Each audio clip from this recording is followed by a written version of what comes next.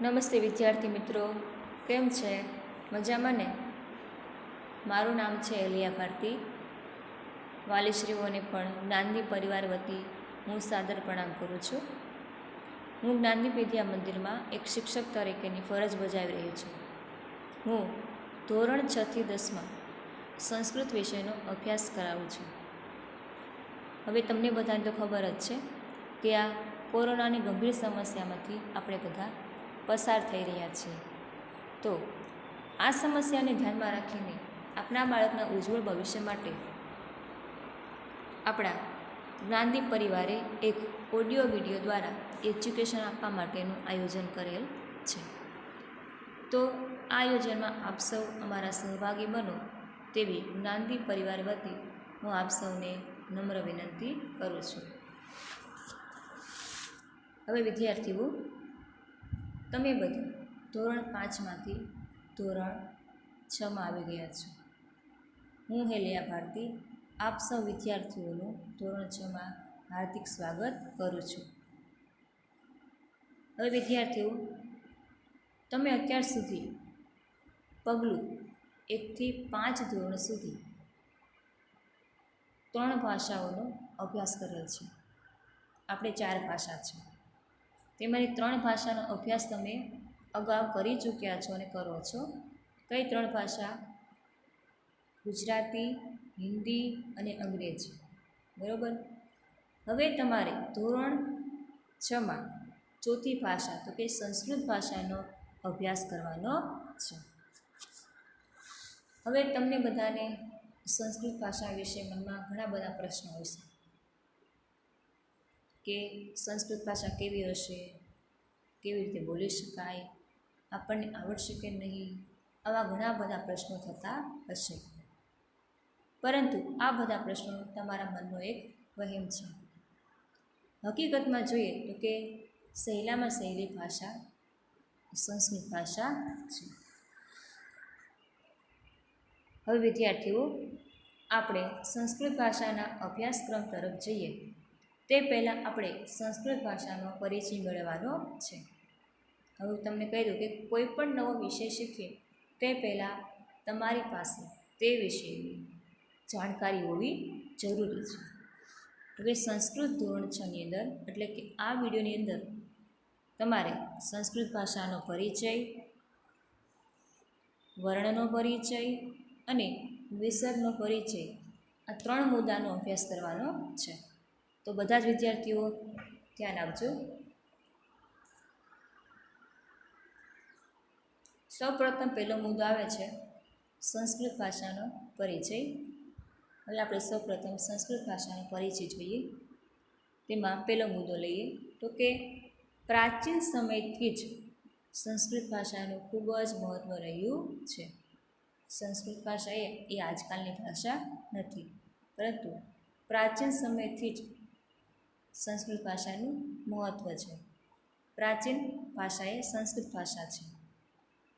સંસ્કૃત ભાષાને દેવોની ભાષા પણ કહેવામાં આવે છે. દેવી દેવતાઓએ આપેલી ભાષા સંસ્કૃત ભાષા છે. એટલે શું કીધું છે કે સંસ્કૃત ભાષા એ દેવોની ભાષા પણ કહેવામાં આવે છે.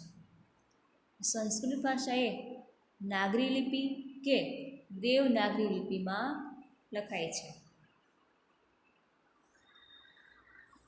આ લિપિમાં અક્ષરો પર શિરોરેખા કરવી જરૂરી છે. આપણી રાષ્ટ્રભાષા પણ આ જ લિપિમાં લખાય છે. આપણી રાષ્ટ્રભાષા કઈ? આપણી રાષ્ટ્રભાષા હિન્દી પણ આ જ લિપિમાં લખાય છે. હવે વિદ્યાર્થીઓ, તમારા મનમાં એક પ્રશ્ન થયો હશે કે નાગરી કે દેવનાગરી લિપિ એ સંસ્કૃતમાં કઈ રીતે લખાય? હવે સાંભળો તો કે આ લિપિમાં અક્ષરો પર શિરોરેખા કરવામાં આવે છે. શિરોરેખા એટલે કે કોઈ પણ અક્ષર લખે તેની ઉપર આમ આડી લીટી કરવાની. આડી લીટીને શું કહેવામાં આવે છે? શિરોરેખા કહેવામાં આવે છે.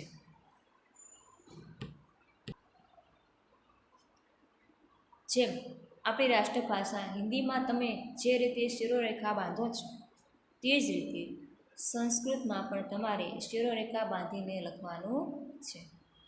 તમે જે શિરોરેખા બાંધો છો તેને નાગરી કે દેવનાગરી લિપિ કહેવામાં આવે છે. બરોબર. ત્યાર પછી આપણા પ્રાચીન મહાન ગ્રંથો, ધાર્મિક વિધિઓ પણ સંસ્કૃત ભાષામાં રહેલા છે. આપણા જેટલા પ્રાચીન મહાન ગ્રંથો છે, આપણી જેટલી ધાર્મિક વિધિઓ છે એ બધી સંસ્કૃત ભાષામાં રહેલી છે. ત્યાર પછી સંસ્કૃત ભાષા એ ભારતીય ભાષાઓની જ નહીં પરંતુ વિશ્વની અનેક ભાષાઓની જનની છે. હવે જનની એટલે શું? તો કે જનની એટલે કે માતા છે. વિશ્વની જેટલી બધી ભાષાઓ છે એ બધી ભાષાઓની સંસ્કૃત ભાષા એની માતા છે. જેવી કે ગુજરાતી, હિન્દી, તમિલ, મરાઠી વગેરે ભાષાઓ સંસ્કૃત ભાષામાંથી ઉતરી આવી છે. ગુજરાતી, હિન્દી, તમિલ આ બધી ભાષાઓની માતા સંસ્કૃત ભાષા છે. એ સંસ્કૃત ભાષામાંથી આ બધી ભાષાઓ ઉતરી આવી છે, જન્મી છે. ત્યાર પછી વળી સંસારમાં જેટલી ભાષાઓ છે તે સર્વમાં સંસ્કૃત ભાષા એ સૌથી જૂની ભાષા છે. સંસ્કૃત ભાષા એ પ્રાચીન ભાષા છે, જૂની ભાષા છે. સૌપ્રથમ સંસ્કૃત ભાષાનો જન્મ થયો હતો, ત્યાર પછી બીજી બધી ભાષાઓ ઉતરી આવી છે. ત્યાર પછી રહે તો કે સંસારના સર્વ પુસ્તકાલયોમાં સૌથી જૂનો ગ્રંથ કયો છે? તો કે ઋગ્વેદ છે. હવે સંસ્કૃત ભાષાના 4 વેદો છે, તો ઋગ્વેદ, સામવેદ, યજુર્વેદ અને અથર્વવેદ. આ 4 વેદોમાંથી સૌથી જૂનો ગ્રંથ હોય તો કયો છે? ઋગ્વેદ છે. આ પણ સંસ્કૃત ભાષાનો જ ગ્રંથ છે. સંસ્કૃત ભાષામાં જ આ ગ્રંથ લખાયેલો છે, બીજી કોઈ અન્ય ભાષામાં લખાયેલો નથી. આ ઉપરથી આપણે માનીએ તો કે આમ સંસારનું પ્રથમ પુસ્તક પણ સંસ્કૃત ભાષાનું જ છે, બીજી કોઈ અન્ય ભાષાનું નહીં. કેમ કે બીજી કોઈ અન્ય ભાષા હતી જ નહીં, સંસ્કૃત ભાષા જ હતી. તેના પરથી જેટલા પુસ્તકો, ગ્રંથો લખાયા એ બધા સંસ્કૃત ભાષામાં લખાયા છે. આવી રીતે વેદો, પુરાણો, ઉપવેદો, મહાકાવ્યો, ખંડકાવ્યો, અધ્યાયો, સ્તુતિઓ, મંત્રો, શ્લોકો વગેરે બાબતો વગેરે વિષયો આપણે સંસ્કૃત ભાષામાં જ મેળવી શકીએ છીએ, બીજી કોઈ અન્ય ભાષામાં તમને જોવા મળશે નહીં. છેલ્લું, આમ સંસ્કૃત ભાષાની ઘણી બધી વિશેષતાઓ રહેલી છે. હવે સંસ્કૃત વિષયની સંસ્કૃત ભાષાનો પરિચયનો તમને ખ્યાલ આવી ગયો છે, બરાબર. આ તમારે તમારી પાકી બુકમાં લખીને પાકું કરવાનું રહેશે. હવે ત્યાર પછી આપણે આગળનો મુદ્દો લઈએ. આગળનો મુદ્દો કયો છે? વર્ણ પરિચય. વર્ણ કોને કહેવાય? વર્ણમાં કોણ કોણ આવે, કેટલા હોય છે, તેનો આપણે અભ્યાસ આમાં કરીશું. તો સૌ પ્રથમ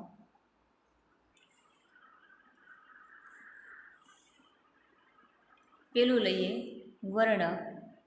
તો વર્ણની વ્યાખ્યા જોઈએ તો કે એકલા સ્વર કે વ્યંજનને, તમને આમ તો સ્વરને વ્યંજનનો ખ્યાલ તો હશે જ કે સ્વર કોને કહેવાય અને વ્યંજન કોને, બરાબર ને? તો કે એકલા સ્વર કે વ્યંજનને વર્ણ કહેવામાં આવે છે. એકલો સ્વર હોય કે એકલો વ્યંજન હોય તેને વર્ણ કહેવામાં આવે છે. જેનું બીજું નામ અક્ષર, એકલો સ્વર હોય, એકલો વ્યંજન હોય તેને વર્ણ અને અક્ષર કહેવામાં આવે છે. સંસ્કૃત ભાષામાં કુલ 46 વર્ણો છે. યાદ રાખજો, સ્વર અને વ્યંજન મળીને કુલ 46 વર્ણો છે. હવે ત્યાર પછી આપણે બીજો મુદ્દો લઈએ તો કે સ્વર કોને કહેવાય અને સ્વર કેટલા છે સંસ્કૃત ભાષામાં?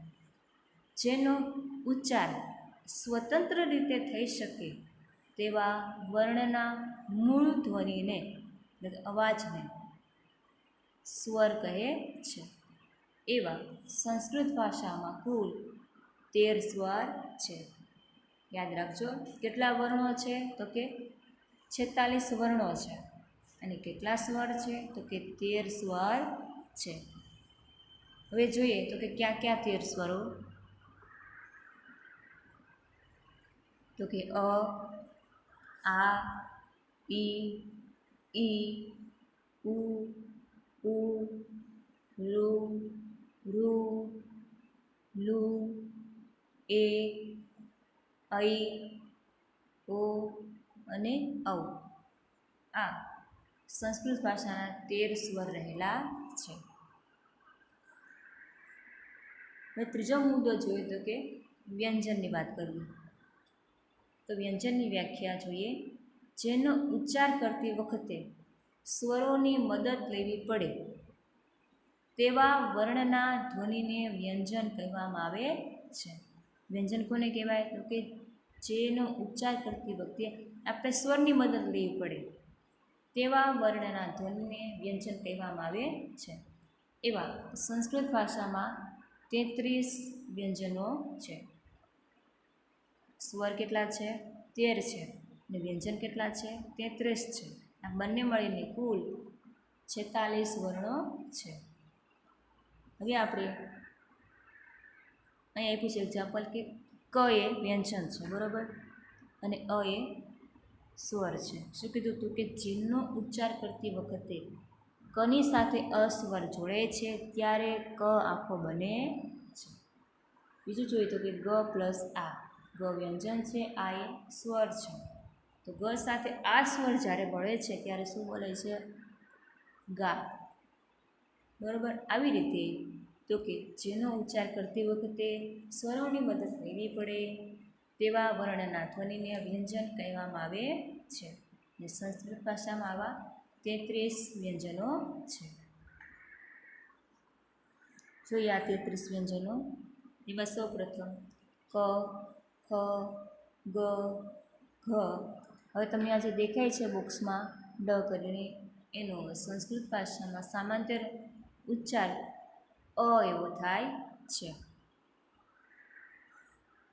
ત્યાર પછી ચ, છ, જ, ઝ. આનો ઉચ્ચાર તમારે ન એવો કરવાનો છે.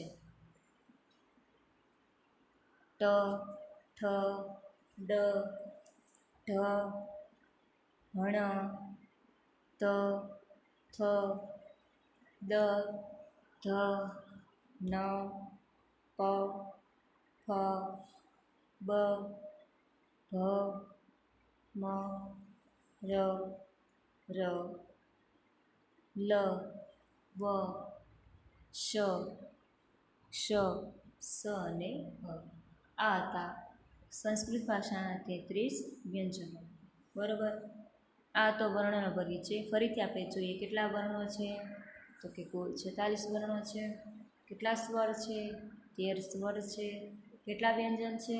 33 વ્યંજન છે. સ્વર અને વ્યંજન મળીને કુલ સંસ્કૃત ભાષામાં 46 વર્ણો છે.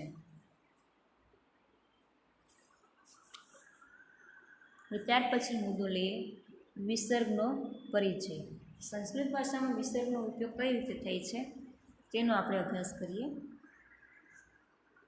હવે જોઈએ પહેલાં મૂળ શબ્દો વાંચીએ તો કે રામ, શિવ અને દેવ 3 શબ્દો આપેલા છે, બરાબર. જેવા શબ્દની પાછળ લાગેલા આ તમને ઊભા 2 ટપકા દેખાય છે ને, તેની વાત આપણે આની અંદર કરવાની છે કે રામ, શિવ, દેવ જેવા શબ્દની પાછળ લાગેલા 2 ટપકાના ચિહ્નને સંસ્કૃત ભાષામાં વિસર્ગ કહેવામાં આવે છે. યાદ રાખજો, જે નામની પાછળ, જે શબ્દની પાછળ ઊભા 2 ટપકા તમને દેખાય એને સંસ્કૃત ભાષામાં વિસર્ગ કહેવામાં આવે છે. અને વિસર્ગનો સામાંતર ઉચ્ચાર હ એવો તમારે કરવાનો છે. હવે આપણે એક્ઝામ્પલ તરીકે જે તે શબ્દની પાછળ જે વિસર્ગ લાગ્યા છે અને એનો ઉચ્ચાર કઈ રીતે કરવાનો છે તે આપણે આ કોષ્ટક દ્વારા જોવાનું છે. હવે વિદ્યાર્થીઓ, હું તમને કહી દઉં કે તમારે આ વિસર્ગનો ઉચ્ચાર કઈ રીતે કરવાનો છે. હવે યાદ રાખો કે વિસર્ગ પહેલાં, આ વિસર્ગ છે બરાબર, એની પહેલાં જે વર્ણ આપેલ હોય તે વર્ણને જે સ્વર લાગેલ હોય, તો કે અ, આ, ઈ, બરાબર, કોઈ પણ સ્વર લાગેલ હોય તે સ્વરના ઉચ્ચારણને આધારે તમારે વિસર્ગનો ઉચ્ચાર કરવાનો છે. ફરીથી જોઈએ શું કીધું કે વિસર્ગ પહેલાં જે વર્ણ આપેલ છે તે વર્ણને જે સ્વર લાગેલ હોય તે સ્વરના ઉચ્ચારણને આધારે તમારે વિસર્ગનો ઉચ્ચાર કરવાનો છે. હવે આપણે જોઈએ એક્ઝામ્પલ તરીકે તો કે પહેલું તો કે બાલ લ સાથે અ સ્વર લાગ્યો છે તો આપણે આ વિસર્ગ છે એનો સામાન્ય ઉચ્ચાર તો હ કરવાનો છે, બરાબર. તો શું થાય બાલ હ, અહીંયા તમે જોઈ શકો છો અ છે તો હ, તો કે બાલ હ. બીજું જોઈએ તો કે બાલા લ સાથે આ ઉચ્ચાર લાગ્યો છે બાલા થઈ ગયું તો તમારે આ વિસર્ગનો ઉચ્ચાર તમારે કઈ રીતે બોલવાનું છે શબ્દ તો કે બાલા હા, બરાબર. વિસર્ગ પહેલાં જે શબ્દ સાથે જે સ્વર લાગેલો હોય તેને ધ્યાનમાં રાખીને તમારે એ વિસર્ગનો ઉચ્ચાર કરવાનો છે. ત્રીજું લઈએ મુનિ. વિસર્ગ પહેલાં ઈ છે, બરાબર. તો શું કઈ રીતે બોલાય મુનિ હી. ત્યાર પછી નદી.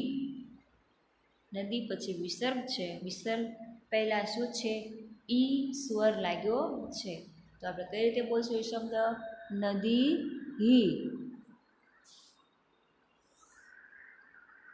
ત્યાર પછી ગુરુ. તો એની સાથે પાછળ વિસર્ગ લાગ્યા છે તો એ ગુરુ શબ્દને આપણે કઈ રીતે બોલીશું ગુરુ હુ. યાદ રાખજો વિદ્યાર્થીઓ. ત્યાર પછી વધુ. વિસર્ગ પહેલાં ઉ ઉચ્ચાર લાગ્યો છે, બરાબર, ઉ સ્વર લાગ્યો છે તો એની આપણે કઈ રીતે બોલશું વધુ હુ. તેવી જ રીતે ભાનો તો ભાનો હો, બરાબર. સમજાય છે ને. ફરીથી આપણે બોલીએ તો કે બાલહ, બાલાહા, મુનિહિ, નદીહિ, ગુરુહુ, વધુહુ અને ભાનોહુ, બરાબર. આવી રીતે તમારે જે તે શબ્દની પાછળ વિસર્ગ લાગ્યા હોય એ શબ્દનો તમારે આવી રીતે ઉચ્ચાર કરવાનો છે.